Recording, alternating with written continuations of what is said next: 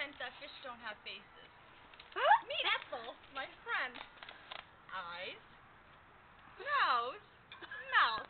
Fish have faces. But not in the brisk. Now. Brisk. In the brisk? There's no faces in brisk. There's no face. What kind of hamburger are you eating? Now, if we want to talk about a lobster, I printed out a nice picture of a lobster. Lobster. Right here. The head, the eyes, the feelers, and the mouth.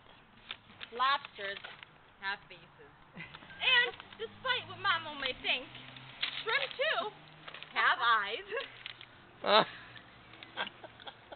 And have feelers. And have a mouth. Right. So. In the bisque, they cut the heads off.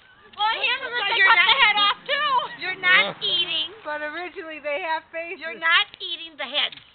And But apparently, it had a face. and apparently, Mama eats the eyes, nose, and mouth off the chicken. I ate nothing that ever had a face. You didn't say that. That's- You said they had a Anything face. they had What kind of face, chickens are we eating I around was here? wondering what we're getting at here. And as the conclusion comes, Mama, fish have faces. Thank you very much. Thank you for your time. That is all my presentation.